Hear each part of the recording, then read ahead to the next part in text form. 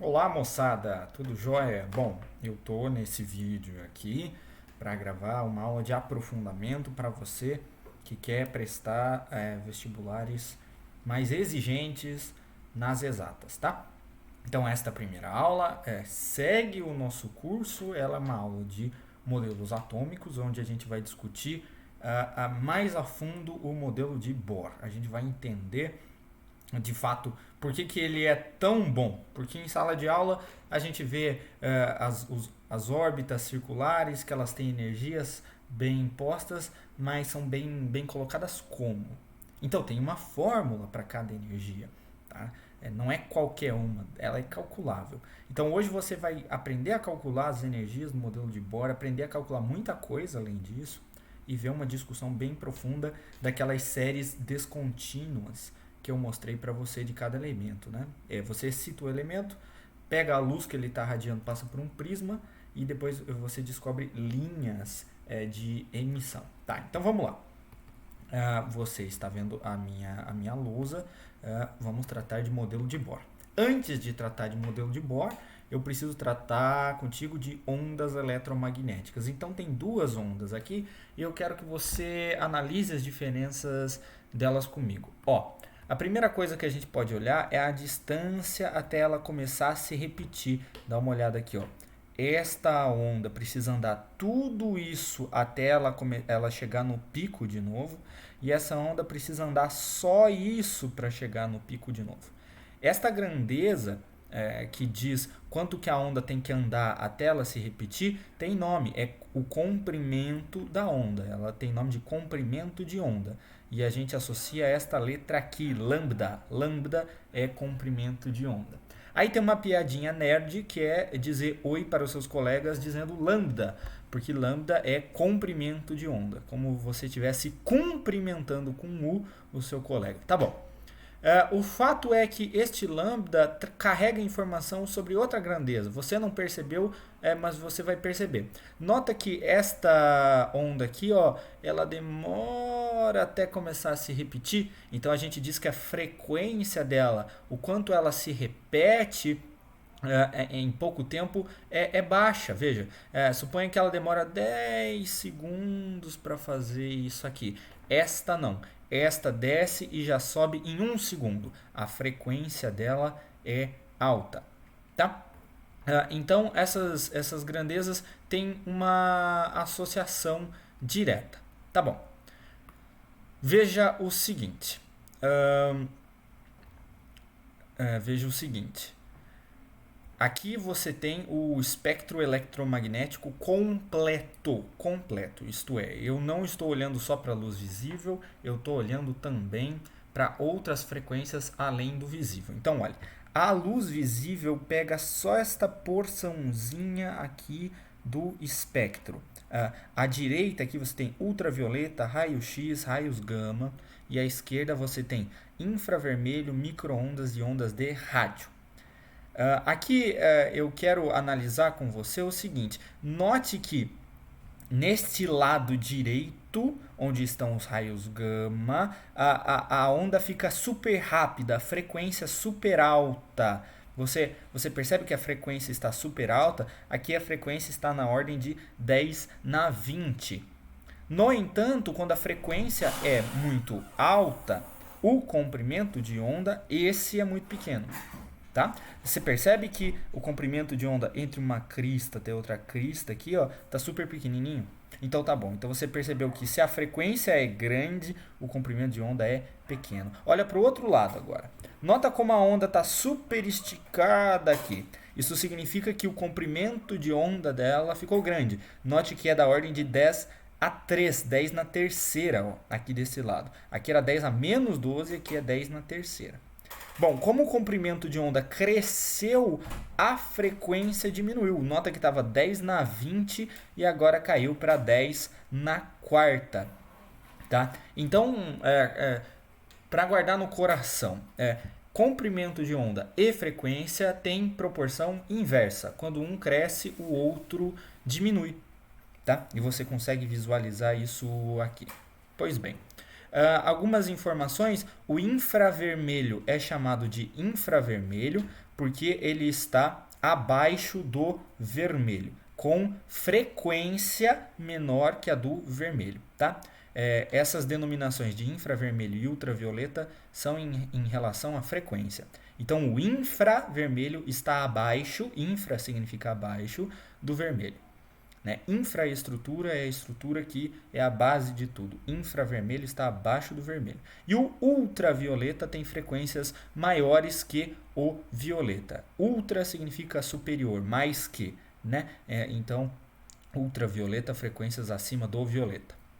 Pois bem, aqui a análise que a gente fez, né? Quanto menor o comprimento de onda, maior a frequência, e aqui maior o comprimento de onda, menor a frequência. Esta informação é interessante você ter ela na manga, decoreba mesmo, tá? Saiba que o comprimento de onda do vermelho é aproximadamente 700 nanômetros, esse N é nano, e o comprimento de onda do violeta é aproximadamente 400 nanômetros. Tá? A gente vai usar isso em breve e eu acho muito interessante você ter isso guardado. Pois bem, qual é a relação entre lambda e a frequência? Lambda é o comprimento de onda, F é a frequência. Elas são inversamente proporcionais. E quem guarda essa relação é a velocidade. Então, a ondulatória explica que a relação é esta. Velocidade é lambda vezes F. Tá? Esta é a relação. Como a gente está tratando de onda eletromagnética, a velocidade é a velocidade das ondas eletromagnéticas, que é a velocidade da luz. Portanto, a gente pode reescrever assim, C igual ao lambda F. C é a representação de velocidade da luz. Quanto vale a velocidade da luz? Vale isso aqui, 3 vezes 10 na oitava metro por segundo. Tá? Então, esta equação é o link entre o lambda e o F. Muito bem. Então, para você testar e aquecer seus motores, eu proponho duas questões.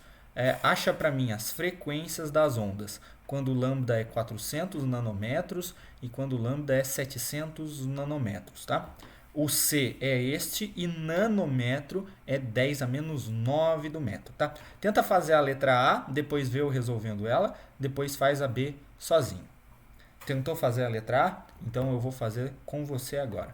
A gente começa com C igual a lambda F, que é a equação que entrega a relação entre lambda e F.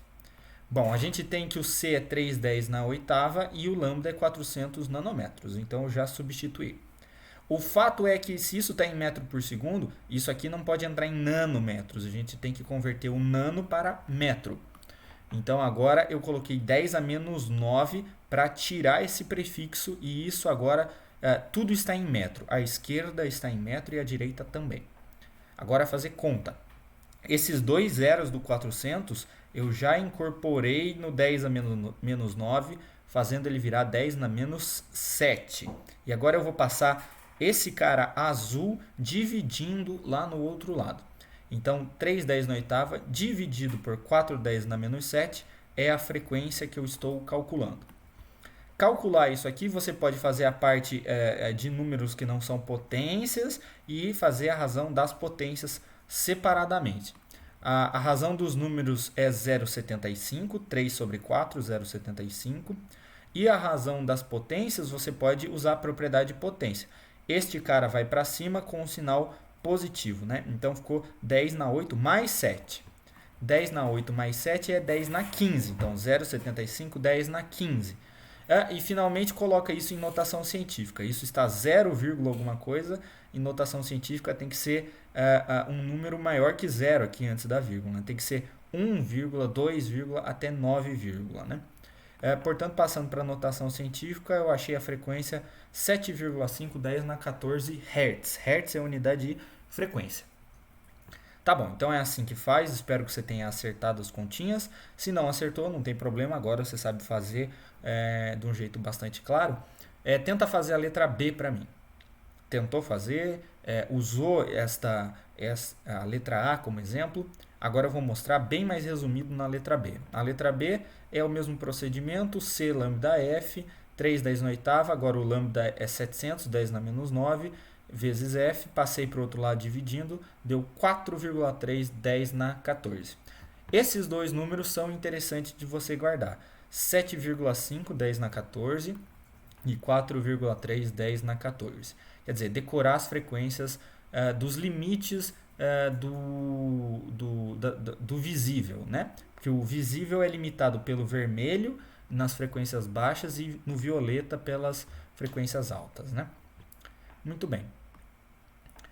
Bom, vamos falar agora daquilo que eu falei em aula de um jeito esquisito. Vamos falar da quantização de energia do Max Planck, né? Então, a equação proposta por ele é esta aqui, E igual HF. O que é cada coisa? E é a energia de um fóton, um pacotinho de energia carregado pela onda eletromagnética. É como se a luz carregasse energia, mas carregasse em moedas de 1 centavo. Sendo que a moeda de 1 centavo, que é a menor unidade de dinheiro possível, tem este valor de H vezes F. Tá? Esta moeda de 1 centavo, que é a menor moeda de todas, a gente chama de fóton e também chama de quantum.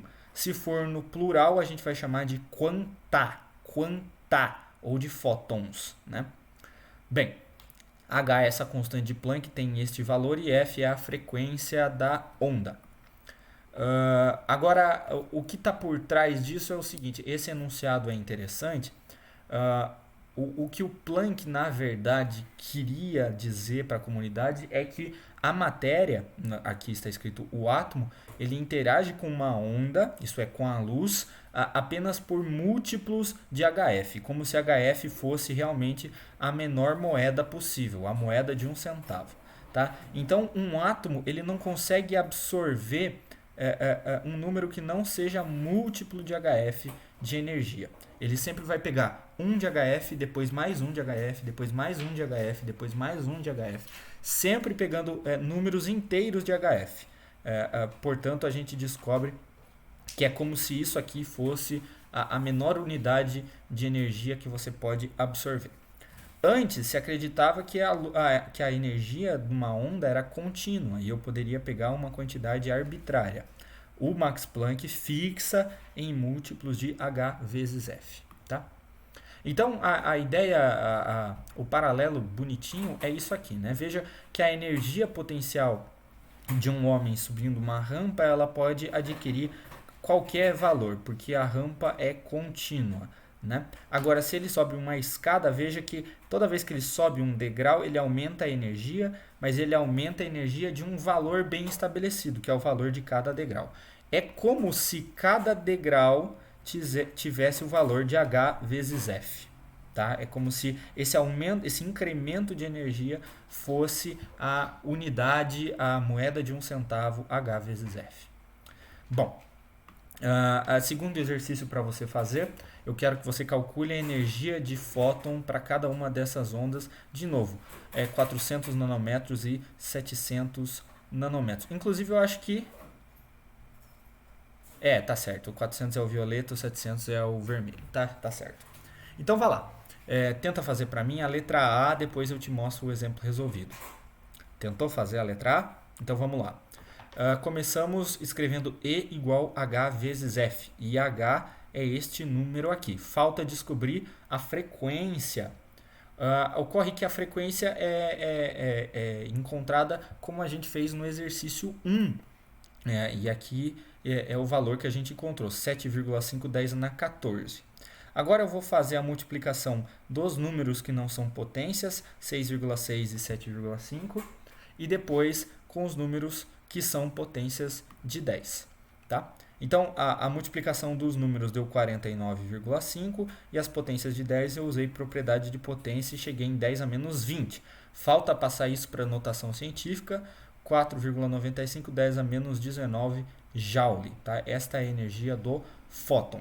Fica aqui um aviso, no futuro você vai querer pegar esse valor e encontrar em outra unidade. Tá? Então, se você quiser esse desafio, faça ele, converta isso aqui para elétrons volt, tá? Isso você vai fazer sozinho, não vou te ensinar agora. Tome como um desafio e esse valor em elétrons volt ele é relevante, tá? Muito bem. Então, agora que a gente viu ondas, eu finalmente posso atacar a aula em si, a química em si. Vamos falar da série de Balmer. A série de Balmer é o espectro de linhas do átomo de hidrogênio na fase visível. Tá? Então, são 4 linhas aqui que o Balmer encontrou para o hidrogênio excitado. Eu sei que talvez você esteja vendo algumas linhas apagadinhas aqui, mas não se preocupe com elas não interessam. São 4 linhas no visível. E o fato que o Rydberg, o Balmer já percebeu que essas linhas tinham relação matemática entre elas. Tá? E ele chegou numa expressão não totalmente certa que relacionava elas. Agora, o Rydberg pegou a expressão do Balmer e melhorou. Ele propôs uma relação das linhas e números inteiros, isto é, 1, 2, 3, 4, 5, 6, 7. E esses números inteiros originavam cada uma das linhas. Como assim? A fórmula do Rydberg era essa aqui. O inverso do comprimento de onda era dada por uma constante. Esta constante é a constante de Rydberg.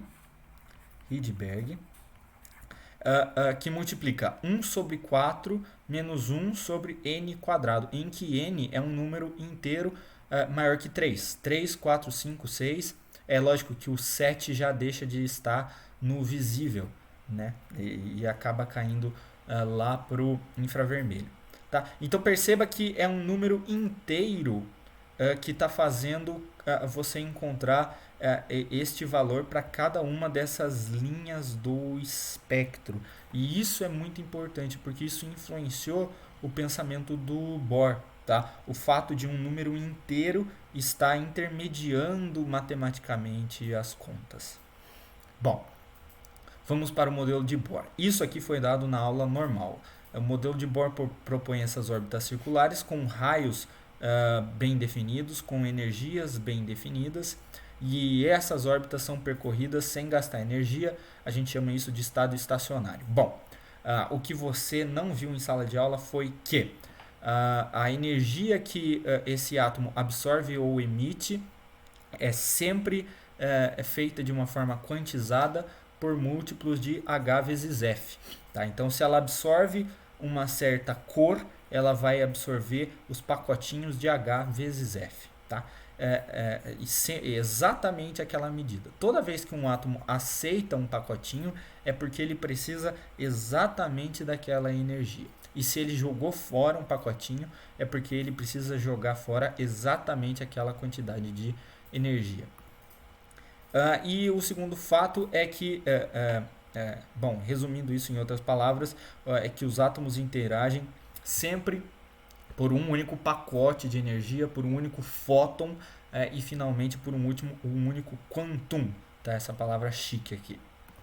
Bom, outra coisa que o Bohr propõe, isso eu não me preocupo que você saiba a fundo agora, porque você não tem muita física ainda, é esta quantização aqui. Isto é o momento angular de uma partícula em movimento circular.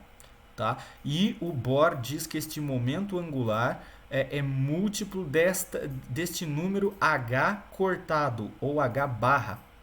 H cortado, na verdade, é a constante de Planck dividida por 2π. A gente chama isso de constante reduzida de Planck, H cortado ou H barra. Tá? Então, o Bohr ele introduz isso aqui como múltiplos de H barra, porque o fato de aparecer números inteiros aqui, mediando cada órbita está associada a um número inteiro de momento angular, isso levava ele a tentar explicar aquela fórmula de Rydberg. Era isso que ele tinha em mente. Tudo bem. E depois de fazer muita conta, onde que isso chega? Isso chega nos estados de energia. O enésimo estado de energia, isto é, a energia da órbita n é dada pela seguinte expressão. É o negativo de uma multiplicação de constantes dividido por n ao quadrado. Isto é, decai rapidamente com N ao quadrado.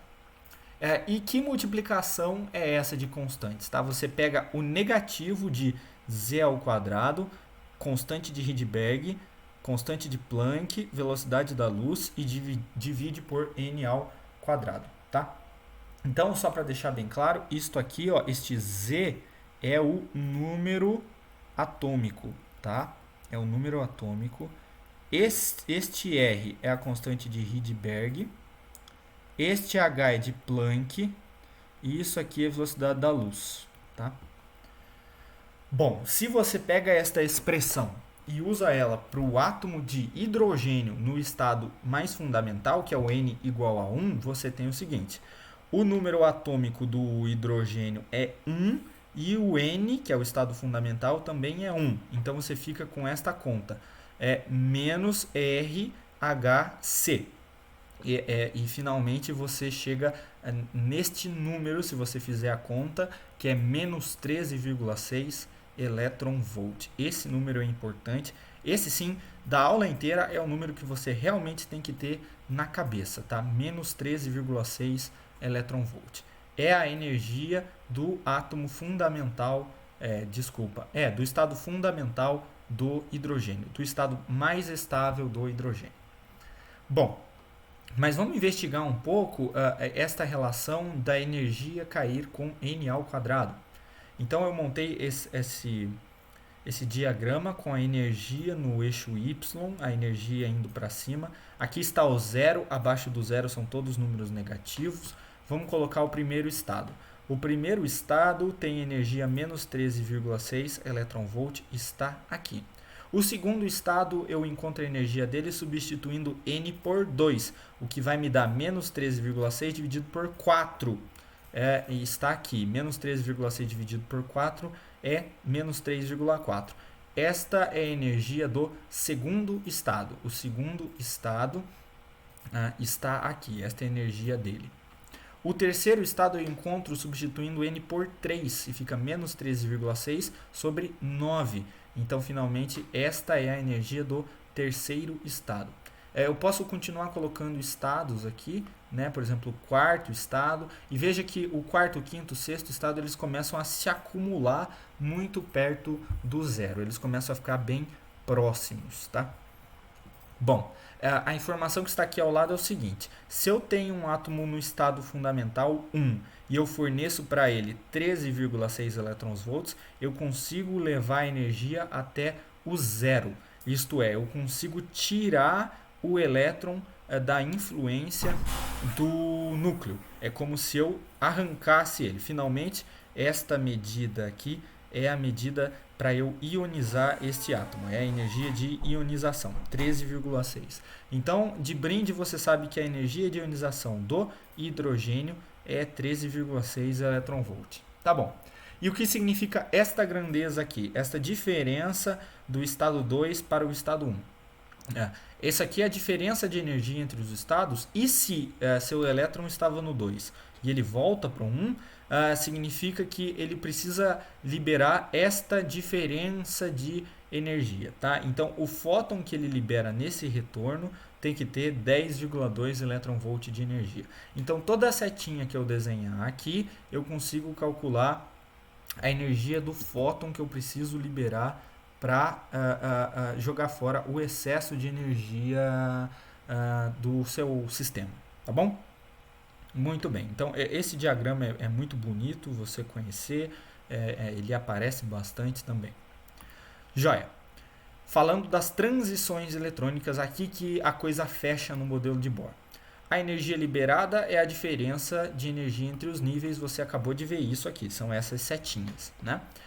E como que você calcula a diferença de energia entre os níveis? Você pega a energia maior e tira da energia menor.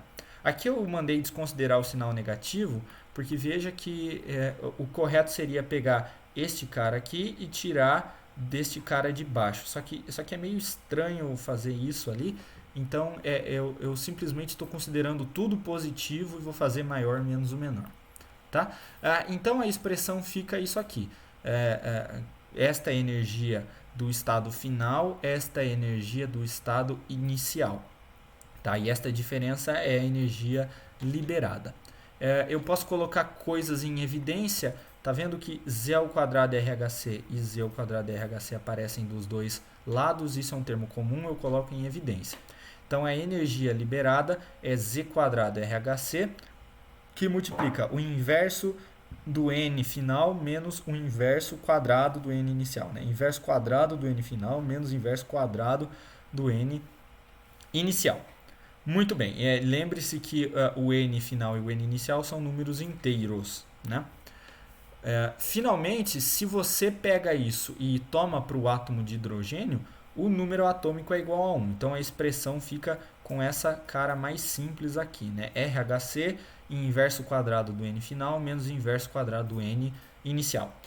Bom, vamos fazer uma coisa. Nota o seguinte, o E, na verdade, é H vezes F. Então, eu vou substituir H vezes F no lugar do E. Veja, H vezes F é igual àquilo tudo. Agora, saca que tem H de um lado, H do outro. É como se eu estivesse multiplicando os dois lados por 2 ao mesmo tempo. Então, multiplicar por H aqui e multiplicar H pelo outro lado é uma coisa redundante. Eu posso simplesmente cortar o H dos dois lados. Ou, se você preferir, eu posso passar dividindo e simplificar com este H. Finalmente, a frequência de uma troca de nível, a frequência que você vê do fóton emitido é dada por RC, inverso do N final ao quadrado, menos inverso do N inicial ao quadrado. E finalmente, para terminar, se você percebe este F, você pode substituir ele. Você sabe que C é lambda F, e isolando F, isto é, passando lambda dividindo, você fica com F igual a C sobre lambda. Então, vou colocar C sobre lambda no lugar desse F. Coloquei C sobre lambda, é RC que multiplica isso. E cortando C com C, você termina com 1 sobre lambda igual a R, que multiplica este inverso aqui de N's iniciais e finais ao quadrado. Agora, veja que bacana. Se você tomar o N final como nível 2, você chega a esta expressão, 1 sobre lambda, R, 1 sobre 4, menos 1 sobre NI quadrado. Você lembra que lá num slide bem passado, o Rydberg encontrou uma fórmula parecida, só que de forma totalmente experimental, 1 sobre lambda, R, 1 sobre 4 menos 1 sobre N quadrado, pois o Bohr conseguiu provar a mesma fórmula que foi encontrada experimentalmente, só que propondo um modelo atômico totalmente novo. Tá? Então, agora você entende que a série de Balmer, o espectro de linhas do hidrogênio no visível, ele é, na verdade, o retorno dos elétrons para o nível 2. Do 3 para o 2, do 4 para o 2, do 5 para o 2, do 6 para o 2, do 7 para o 2 e por aí vai. Tá? Então, agora você encontrou um entendimento bem maior do que é a série de Balmer. Tá. Bom, existem muitas outras séries, eu quero fazer esse paralelo com você. Dá uma olhada nisto daqui. Isso aqui mostra as séries do hidrogênio. E a primeira série é chamada série de Lyman. É a série que trata do retorno até o primeiro estágio. E veja, esta primeira energia aqui, do 2 para o 1, ela está associada diretamente a esta... Vou fazer de outra cor, porque senão não dá para enxergar. Este retorno libera um fóton que tem que marca o seu equipamento nessa linha. Essa segunda aqui libera um fóton que marca o seu aparelho nesta linha.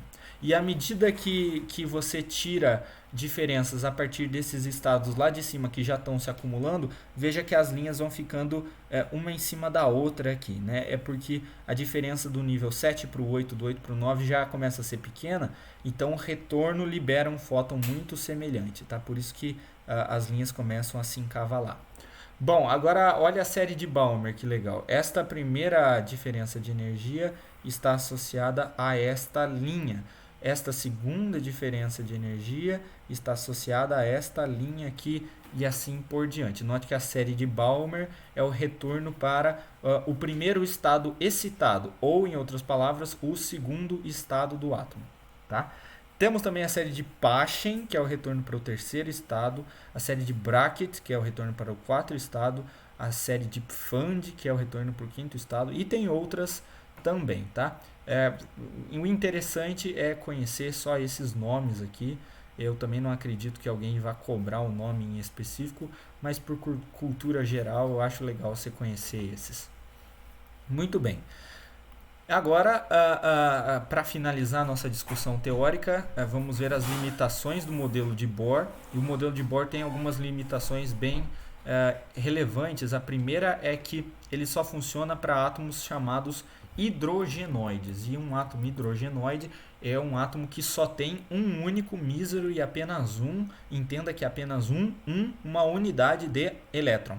Então, ele funciona para o hidrogênio, que tem apenas um elétron por padrão. Agora, o hélio tem dois no seu estado natural. Então, o modelo de Bohr vai funcionar para ele se você retirar um dos elétrons. Então, tem que ser o hélio que sofreu uma ionização. É o hélio mais. Ele é um hidrogenoide e obedece o modelo de Bohr. O lítio com 2 elétrons retirados também. O berílio com 3 elétrons retirados também. E assim por diante, tá? Todos eles têm apenas um elétron. E finalmente esse é um caso mais exótico, né? mais de teoria, é que ele fere o princípio da incerteza de Heisenberg, tá? Esse princípio da incerteza é um princípio da mecânica quântica e que diz basicamente o seguinte: se você essas duas grandezas aqui, tá? Posição e a outra grandeza, quantidade de movimento, que é dada por massa vezes velocidade, tá? Massa vezes velocidade. Como a gente conhece a massa, a quantidade de movimento é calculada só descobrindo a velocidade, tá bom? Não se pode descobrir a posição e, ao mesmo tempo, a quantidade de movimento de um elétron, dado que ele tem comportamento ondulatório, tá bom? Eu não disse que ele tem comportamento ondulatório, mas no futuro eu vou te contar que o elétron tem comportamento de onda, além de ser uma partícula, tá? Não se pode conhecer a posição e a quantidade de movimento, em outras palavras, a posição e a velocidade, porque o princípio da incerteza diz que sempre haverá uma incerteza associada à medição simultânea dessas duas grandezas. O que está por trás disso é, na verdade, uma coisa super simples, é que quando você mede uma, você necessariamente já afetou a outra. Tá? Então, quando você mede a posição, você já afetou a quantidade de movimento. Quando você for medir a quantidade de movimento, você afeta a posição de novo. Então, sempre tem uma incerteza intrínseca nessas duas medições. Tá? E no modelo de Bohr, as órbitas são circulares. Então, você sabe a posição e sabe a velocidade, porque movimento circular tem uma velocidade fácil de calcular. Tá? Por isso que o modelo de Bohr fere esse princípio. E para terminar, uma questão dissertativa de 2013 que eu quero que você tente fazer, que eu não vou dar o gabarito aqui tão direto, você vai ter que me procurar nas assistências e aí no curso para eu te ajudar se você precisar, que é esta questão. Tá? Então, lê aí, tenta fazer. Eu vou ler com você agora e encerrar o vídeo. Ele diz o seguinte: um átomo A com N elétrons sofre N-1 ionizações. Então, ele ficou com apenas um elétron. Né? E agora ele diz que ele foi novamente ionizado. Isto é, novamente teve seu elétron arrancado.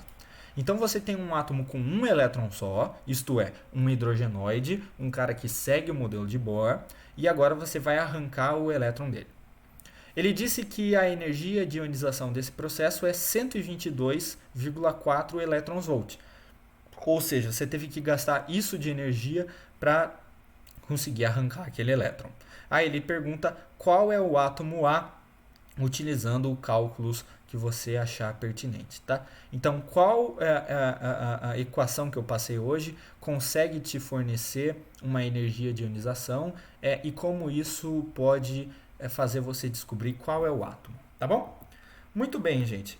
Eu espero que você tenha se divertido com essa aula, que eu tenha conseguido passar coisas novas para você, que você tenha se sentido mais preparado para essas provas difíceis. Me deem feedback se vocês gostam desse modelo ou não. Encontro vocês em aula por aí, nas assistências da vida. Se precisarem, manda lá o famoso zap que eu te atendo. Tá bom? Forte abraço, até mais.